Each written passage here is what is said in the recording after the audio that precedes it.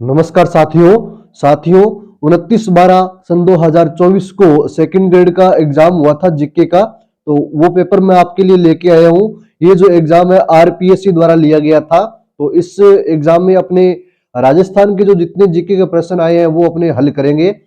इसके साथ ही आपको ये आंसर की भी देखने को मिल जाएगी कि जो राजस्थान के जो जीके हैं उनका जो सही ऑप्शन है प्रश्न का वो कौन सा है।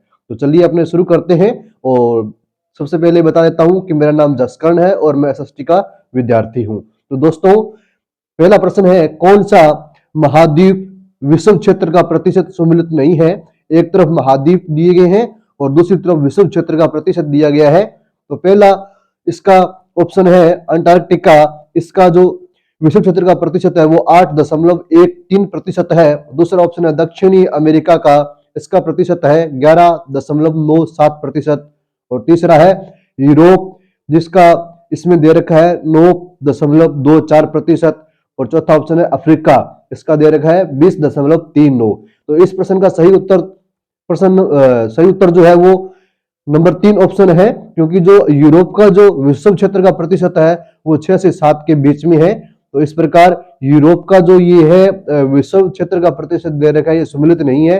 तो इसका जो उत्तर सही हो जाएगा प्रश्न का वो हो जाएगा 3 नंबर। चलते हैं दूसरे प्रश्न की ओर। तो दूसरा प्रश्न है, वीरनार, वरलक्ष्मी और शंकर चार किस फसल की विकसित नस्लें हैं। दोस्तों 4 ऑप्शन आपके सामने है। पहला ऑप्शन है चना, दूसरा सरसों, तीसरा है कपास, चौथा है मूंगफली। तो इस प्रश्न का जो सही उत्तर है वो तीसरा है कपास।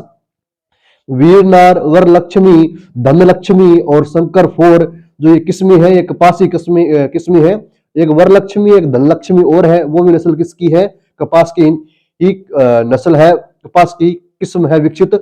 उसके बाद चलते हैं तीसरे प्रश्न की ओर। तीसरा प्रश्न दे रखा है, सालार वन निम्नलिखित में से किन जिलों में मिलते हैं। नंबर 1 पे अलवर, चित्तौड़गढ़, उदयपुर में। 2 नंबर पे कोटा, बूंदी, टोंक में। 3 नंबर पे सिरोही, पाली, डूंगरपुर में। 4 नंबर पे बारा, सवाई माधोपुर, दौसा में। तो दोस्तों इस प्रश्न का सही उत्तर है नंबर 1 ऑप्शन जो है अलवर, चित्तौड़गढ़, उदयपुर। इस प्रश्न का ये सही उत्तर है। तो उसके बाद चलते हैं चौथे प्रश्न की ओर मूव करते हैं अपने। चौथा प्रश्न है, सहरिया जनजाति किस क्षेत्र में केंद्रित है, ये अपने को बताना है। पहला ऑप्शन है बूंदी जिले के नैनवा तहसील में। दूसरा ऑप्शन है बारा जिले की अंता तहसील में। तीसरा ऑप्शन है झालावाड़ जिले के खानपुर और पिड़ावा तहसील में। चौथा ऑप्शन है बारा जिले के शाहाबाद और किशनगंज तहसील में। तो दोस्तों इस प्रश्न का जो सही उत्तर है वो ऑप्शन नंबर 4 है। ऑप्शन नंबर 4 बारा जिले के शाहाबाद और किशनगंज तहसील में सहरिया जनजाति जो है मुख्यतः पाई जाती है। इस क्षेत्र में इनकी बहुलता है सहरिया जनजाति की। तो सहरिया जनजाति बारा जिले में तो पाई जाती है, लेकिन शाहाबाद और किशनगंज जो तहसील है इस क्षेत्र में इनकी बहुलता देखने को मिलती है, सर्वाधिक देखने को मिलते हैं, सबसे अधिक यहाँ पाए जाते हैं। उसके बाद प्रश्न नंबर 5 की ओर मूव करते हैं। तो नंबर 5 जो प्रश्न है वो है, 2011 की जनगणना के अनुसार राजस्थान के कौन से जिलों में क्रमशः ग्रामीण शहरी शिशु लिंगानुपात 0 से 6 वर्ष सर्वाधिक है। तो अपने को शिशु लिंगानुपात बताना है और वो कैसा बताना है, ग्रामीण और शहरी में सर्वाधिक बताना है, ग्रामीण और शहरी में। तो इसके जो ऑप्शन दे रखे हैं वो है, पहला ऑप्शन है कोटा, उदयपुर। दूसरा ऑप्शन है प्रतापगढ़, बारा।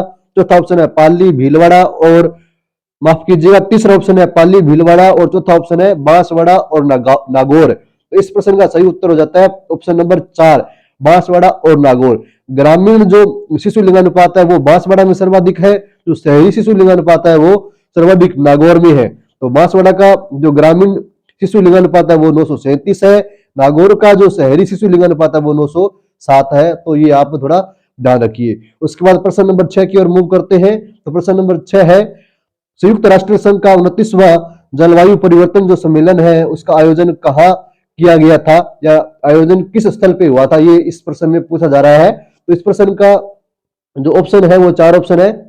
नंबर 1 ऑप्शन है Baku, number 2 option Ankara, number 3 option Berlin और नंबर 4 ऑप्शन है तेहरान। इस साइड में इंग्लिश दी गई है। 29वां जलवायु परिवर्तन सम्मेलन का आयोजन, जलवायु परिवर्तन सम्मेलन यानी कि United Nations conference on climate change. तो यूएनसीसी हो गया ये, UNCC, United Nations conference on climate change. तो जो 29वां जलवायु परिवर्तन सम्मेलन है, ये इसका जो आयोजन है वो कहाँ हुआ था? बाकू में हुआ था। बाकू जो अजरबैजान की राजधानी है ना, बाकू, वहां हुआ था ये 29वां जलवायु परिवर्तन सम्मेलन। ये प्रश्न बार द्वारा रिपीट हो सकता है आगे वाली जो एग्जाम होने वाली है, तो ये आप थोड़ा ध्यान रखें। तो संयुक्त राष्ट्र संघ का 29वां जो जलवायु परिवर्तन सम्मेलन है वो कहाँ हुआ था? बाकू में हुआ था, अजरबैजान की राजधानी में। चलते हैं 7वें प्रश्न की ओर मूव करते हैं। लेकिन दोस्तों एक बार फिर से आपसे मैं कहना चाहूंगा कि इस आप क्लास को शेयर कीजिए, ज्यादा से ज्यादा शेयर कीजिए। चैनल में पहली बार आए हैं तो चैनल को सब्सक्राइब जरूर कीजिए और वीडियो को लाइक जरूर कीजिएगा। दोस्तों प्रश्न नंबर 7, रिक्को ने किस स्थान पर जापानी औद्योगिक क्षेत्र विकसित किया है? रिक्को ने किस स्थान पर जापानी औद्योगिक क्षेत्र विकसित किया है? 4 ऑप्शन। नंबर 1 ऑप्शन है भिवाड़ी, नंबर 2 ऑप्शन है सीतापुरा जयपुर, नंबर 3 ऑप्शन है नीमराणा और नंबर 4 ऑप्शन है शाहपुरा। दोस्तों इस प्रश्न का सही उत्तर होगा नीमराणा।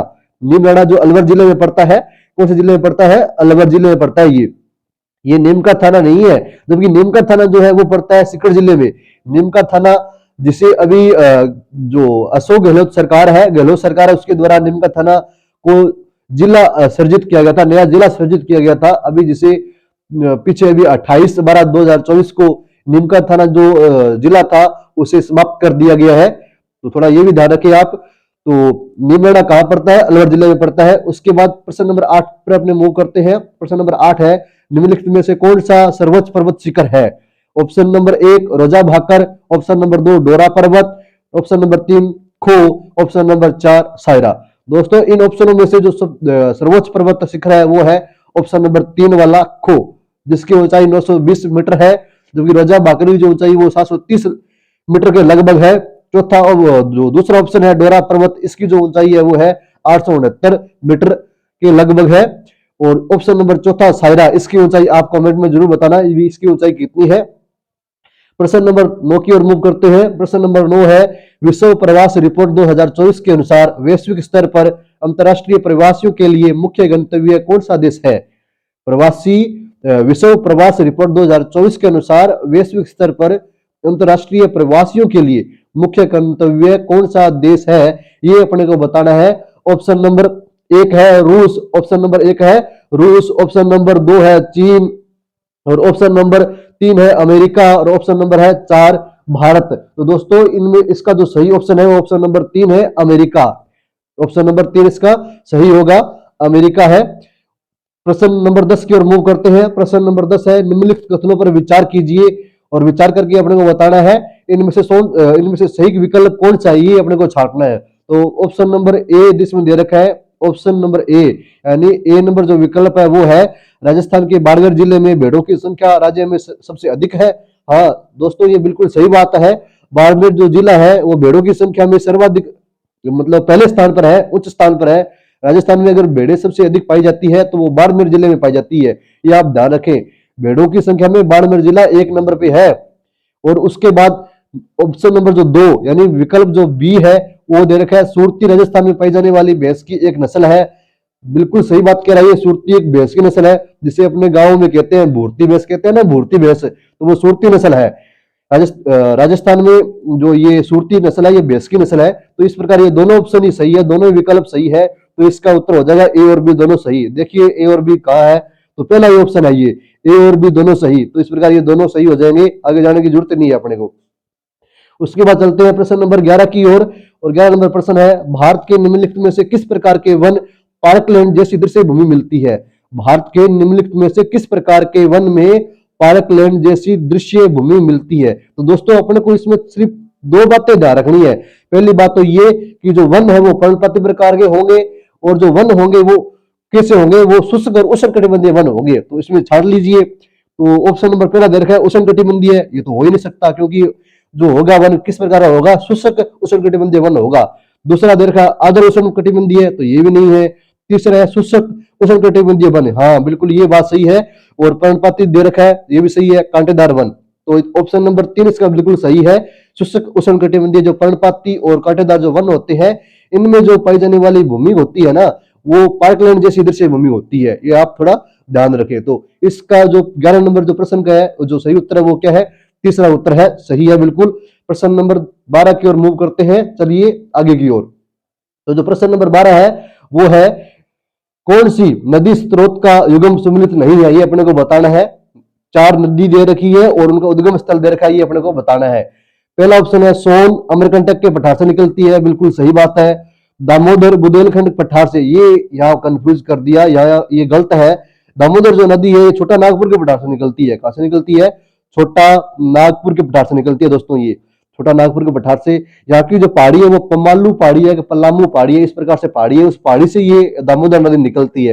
ये निकलता तो ये पहाड़ी जो निकलती है ना, ये नदी जो निकलती है ये छोटा नागपुर के पठार से निकलती है, ये तो बात सही है बिल्कुल। लेकिन इसकी जो पहाड़ी है वो मुझे पता याद नहीं आ रही है, ये कमेंट में आप बताएं। क्या होता है पहाड़ी का नाम? पलामू पहाड़ी है, क्या होता है पमालू पहाड़ी है, इस प्रकार से नाम है उसका। तो नाम जो दामोदर नदी है ये छोटा नागपुर के पठार से निकलती है, न कि बुंदेलखंड के पठार से। तो इस प्रकार ये सुमिलित नहीं है, ऑप्शन नंबर 2 सुमिलित नहीं है। आगे की और ऑप्शन देख लेते हैं अपने। तो आगे का जो ऑप्शन दे रखा है, कावेरी नदी ब्रह्मगिरी की पहाड़ी से निकलती है, हाँ बिल्कुल सही बात है। कृष्णा नदी कहां से निकलती है? पश्चिमी घाट से निकलती है, ये बिल्कुल सही बात है। तो ऑप्शन नंबर 2 इसका सुमिलित नहीं है, ये गलत है। दामोदर नदी तो छोटा नागपुर के पठार से निकलती है दोस्तों, यहाँ की एक पहाड़ी है, वहां से निकलती है नदी ये। तो प्रश्न नंबर 13 की ओर मूव करते हैं। प्रश्न नंबर 13 है अपना, राजस्थान से संबंधित है। निम्नलिखित में से निम्नलिखित कथनों पर विचार कीजिए और सही उत्तर का चयन करना है अपने को। 3 कथन दे रखे हैं, तीनों में से कौन सा कथन सही है ये अपने को देखना है। तो पहला कथन दे रखा है, लूणी नदी तंत्र का अधिकांश अपवाह क्षेत्र राजस्थान में है। हाँ बिल्कुल सही बात कह रहा है ये। लूणी नदी का जो अपवाह तंत्र है वो 10.41% के लगभग है, जो सर्वाधिक रखती है राजस्थान में। ऑप्शन नंबर बी है, खारी नदी बनास नदी की सहायक नदी है, हाँ बिल्कुल सही बात है। खारी जो नदी है ये बनास नदी की सहायक नदी है। ऑप्शन नंबर सी है, बनास नदी खमनोर की पहाड़ियों से निकलती है, हाँ बिल्कुल सही बात कह रहा है ये। इस प्रकार ये तीनों ऑप्शन सही है इसके। तो देख लीजिए ए और बी सी तीनों सही कहाँ है। तो यहाँ दे रखा है ए और सी, ये गलत हो गया, तीनों सही है। ए बी और सी तीनों सही है, हाँ ये ऑप्शन सही है। तो ऑप्शन नंबर 2 इसका सही होगा। ऑप्शन नंबर 2 बिल्कुल राइट इसका उत्तर है। तो इस प्रकार 13% अपना कंप्लीट हो जाता है। उसके बाद चलते हैं अपने 14% की ओर। तो 14% दे रखा है, कांगड़ा कुल्लू घाटियां किस हिमालय पर्वतमाला में स्थित है? कांगड़ा और कुल्लू घाटियां किस हिमालय पर्वतमाला में स्थित है? 4 ऑप्शन है, ट्रांस हिमालय, वृहत हिमालय, मध्य हिमालय में जिसे लघु हिमालय भी कहते हैं, और चौथा ऑप्शन है शिवालिक। तो इस प्रश्न का सही उत्तर है ऑप्शन नंबर 3, मध्य अथवा लघु हिमालय में कांगड़ा व कुल्लू घाटियां स्थित है। तो प्रश्न नंबर 15 की ओर मूव करते हैं। प्रश्न नंबर 15 है, कौन सा पर्यटन केंद्र स्थान सुमिलित नहीं है, ये बताना है अपने को। ऑप्शन नंबर पहला है मेहरानगढ़ बीकानेर, ये यही पहला ही गलत हो जाता है। तो मेहरानगढ़ तो जोधपुर जिले में है, आपको सभी को पता होगा। कौन से जिले में है? जोधपुर में। जबकि बीकानेर में जूनागढ़ है। उसके बाद है जसवंत, ये जोधपुर में है। सवर्ण ये कहा है टोंक जिले में है। रानी जी की बावड़ी ये कहा है बूंदी जिले में है। तो ये ऑप्शन बिल्कुल सही है। दूसरा, तीसरा, चौथा बिल्कुल ऑप्शन सही है। पहला ही गलत था, सुमिलित नहीं था। तो इस प्रकार इसका उत्तर हो जाएगा पहला। प्रश्न नंबर 16 की ओर मूव करते हैं। तो प्रश्न नंबर 16 है, राजस्थान के निम्नलिखित में से किस जिले में स्टेपी जलवायु परिस्थितियां नहीं पाई जाती? स्टेपी जलवायु परिस्थितियां नहीं पाई जाती, ये अपने को ध्यान रखना है, नहीं पाई जाती या पाई जाती है। तो इसमें क्या अपने कंफ्यूज हो जाते हैं। तो प्रश्न नंबर 16 के ऑप्शन है, पहला है पाली, दूसरा है जोधपुर, तीसरा है जालौर, चौथा है जयपुर। तो इस प्रश्न का सही उत्तर है चौथा, जयपुर इसका सही होगा। जयपुर इसका सही है, जहां स्टेपी जलवायु परिस्थितियां नहीं पाई जाती है। तो चलते अपने प्रश्न नंबर 17 की ओर मूव करते हैं। तो प्रश्न नंबर 17 है, निम्नलिखित में से कौन सा कथन सही है? नीचे दिए गए कूट से सही उत्तर का चयन करना है अपने को। सही कौन सा है अपने को बताना है। तो पहला ऑप्शन है, दक्षिणी गोलार्ध में उत्तर पश्चिमी पछुआ पवनें चलती है, बिल्कुल सही बात कह रहा है ये। दक्षिणी गोलार्ध में उत्तर पश्चिमी पछुआ पवनें चलती है। ऑप्शन नंबर बी, सभी भूमंडलीय पवनों में व्यापारिक पवनें सबसे नियमित रूप से चलती है, हाँ व्यापारिक पवनें सबसे नियमित रूप से चलती है, ये ऑप्शन भी सही है। तीसरा ऑप्शन है, ध्रुवीय पूर्वी पवनें उप ध्रुवीय क्षेत्र से ध्रुवीय क्षेत्र की ओर चलती है, ये वो गलत हो गया। ध्रुवीय से उप ध्रुवीय की ओर चलती है, ये ध्रुवीय से उप ध्रुवीय की ओर चलती है, तो ये ऑप्शन गलत हो गया। ऑप्शन नंबर चौथा है, व्यापारिक पवनों की अपेक्षा पछुआ पवनें अधिक स्थिर होती है, ये गलत हो गया। अरे पछुआ पवनों की तुलना में व्यापारिक पवनें जो होती है वो अधिक स्थिर होती है, तो ये भी क्या है, गलत है। तो ऑप्शन नंबर ए और ऑप्शन नंबर बी दो केवल ही सही है। तो अपने को देखना है ए और बी सही कौन सा है। तो ए और डी दे रखा है इसमें, ये गलत हो गया। ए और बी, ये ए और बी सही है इसमें अपने को, हाँ ए और बी देखना है। तो ये ऑप्शन नंबर 2 इसका सही होगा। Option number 2 is the right option है, राइट उत्तर है इसका। तो 17 नंबर का प्रश्न का जो उत्तर सही है वो कौन सा है? ऑप्शन नंबर 2 है। तो अब चलते हैं 18 नंबर प्रश्न की ओर। 18 नंबर अपना प्रश्न है, 18 नंबर प्रश्न है, अलिया बेट अपतटीय तेल क्षेत्र निम्नलिखित में से कहां स्थित है?